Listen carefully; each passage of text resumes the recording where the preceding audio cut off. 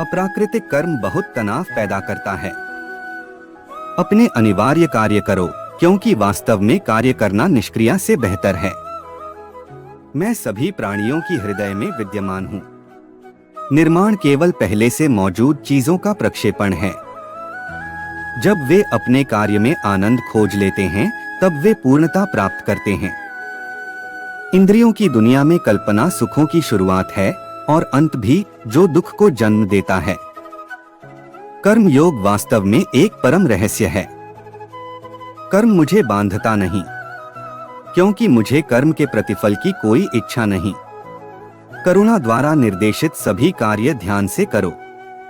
जैसे प्रज्वलित अग्नि लकड़ी को जला देती है, वैसे ही ज्ञान रूपी अग्नि कर्म के सारे बंधनों को नष्ट कर देती है। अपने आप जो कुछ भी प्राप्त हो, उसमें संतुष्ट रहने वाला, ईर्ष्या से रहित, सफलता और असफलता में संभाव वाला कर्मयोगी कर्म करता हुआ भी कर्म के बंधनों में नहीं बंधता है। परिवर्तन ही इस दुनिया का नियम है। कल जो किसी और का था, आज वो तुम्हारा है एवं कल वो किसी और का होगा।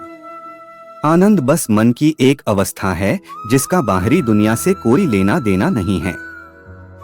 मन चंचल होता है और इसे नियंत्रित करना कठिन है, लेकिन निरंतर अभ्यास से इसे वश में किया जा सकता है।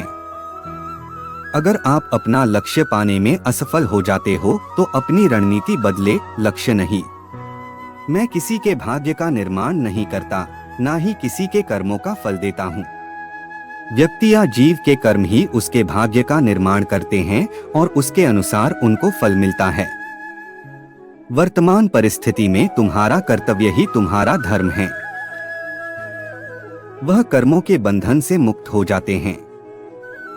मन अशांत है और उसे नियंत्रित करना कठिन है, लेकिन अभ्यास से इसे नियंत्रित किया जा सकता है। कोई मनुष्य एक क्षण भी बिना कर्म किए नहीं रह सकता। जैसे पानी में तैरती नाव को तूफान उसे अपने लक्ष्य से दूर ले जाता है, वैसे ही इंद्रिय सुख मनुष्य को गलत रास्ते की ओर ले जाता है। जो कुछ भी तू करता है, उसे भगवान को अर्पण करता चल। ऐसा करने से सदा जीवन मुक्ति का आनंद अनुभव होगा। केवल मन ही किसी का मित्र और शत्रु होता है। सदैव संदेह करने वाले व्यक्ति के लिए खुशी ना तो इस धरती पर है, ना ही कहीं और जगह। विषयों का चिंतन करने से विषयों की आसक्ति होती है।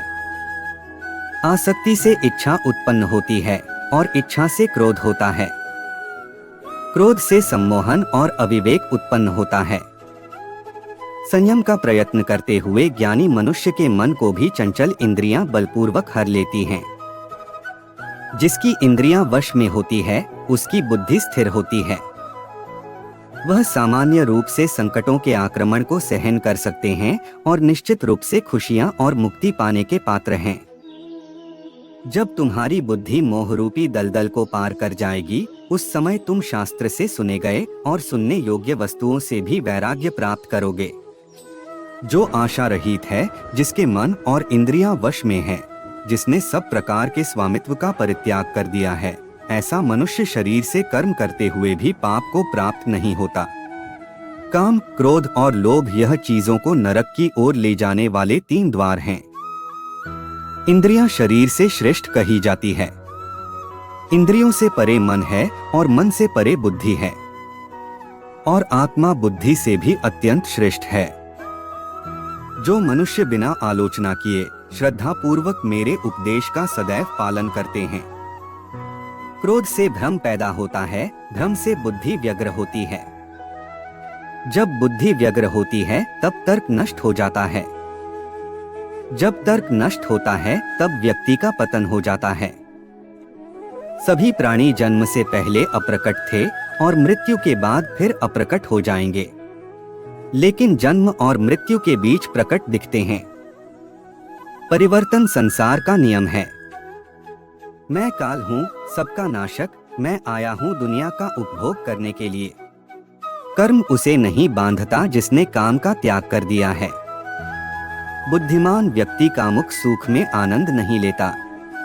मैं उन्हें ज्ञान देता हूँ जो सदा मुझसे जुड़े रहते हैं और जो मुझसे प्रेम करते हैं।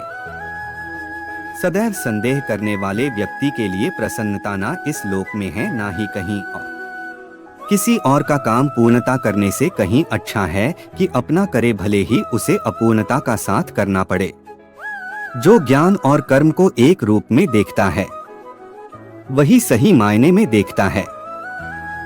जो चीज हमारे हाथ में नहीं है उनके विषय में चिंता करके कोई फायदा नहीं है। जो कार्य में निष्क्रियता और निष्क्रियता में कार्य देखता है वह एक बुद्धिमान व्यक्ति है। यदि कोई बड़े से बड़ा दुराचारी भी अनन्य भक्ति भाव से मुझे भजता है तो उसे भी साधु ही मानना चाहिए और वह शीघ्र ही धर्मात्मा हो जाता है तथा परम शांति को प्राप्त होता है।